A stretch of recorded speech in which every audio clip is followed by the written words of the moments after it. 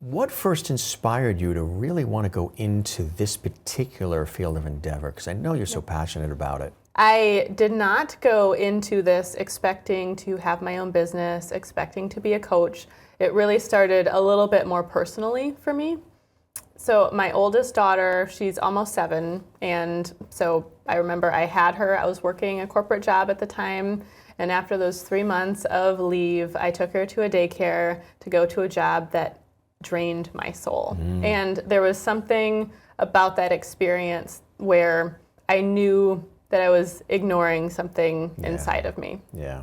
I've always had this feeling that I'm here to be of service to people and help people live better lives. And right around the time my daughter turned 1, she started moving, getting into things. So she was not just staying put when I would put her down. And around that time I realized I'm much more reactive than I thought I would be as a mom. I was yelling, I was controlling, I was doing all of the things. I thought I would be this beautiful, passionate, compassionate mom. Like on TV or in the movies. Where do you think that was coming from, that frustration that was built up?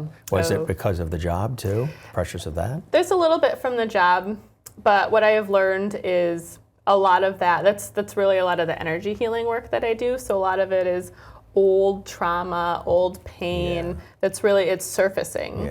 And so we all have it, we all carry it. Kids will poke at it incessantly. It's almost they know where those buttons are to push, right? Yes, they were pushing those buttons. And so that's, as I learned to look at those from an energy first perspective, from a pain and trauma first perspective, as I taught myself how to release the energy of those, and I started being less reactive and less reactive over time. That's where those two ideas kind of married each other.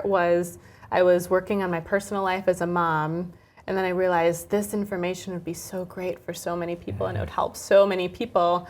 And at one point, eventually, when I decided I wanted to figure out what my soul is here to do, oh my gosh, I think this is what I'm here to do. I can help so many people. That's when I really decided to pivot into coaching and start to build my life towards a coaching perspective.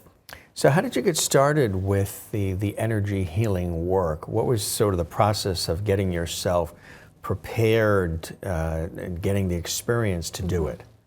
Yes, it was. I couldn't even say that this was something I knew existed 4 years ago. And interestingly enough, it ties back to my childhood, because as a child, I always wanted to make people healthier. I knew that there was an element of health. And I had planned on going to medical school for a really long time until I got that big old MCAT study book slapped on my table, and I said, nope, I'm not doing that anymore. But it was because I knew I was here for health, but the only way I knew how to fit that into a box was the healthcare system. But when I learned about energy healing and just the ways that that can impact people's health, it just felt like I was coming home to something I always knew, but I didn't really know. I didn't have the words for it. I didn't know how to describe it. And so I kept just learning and learning, and eventually I realized that I am a healer. That was what my soul decided to do before I came here. So I don't have a certification. I'm self-taught.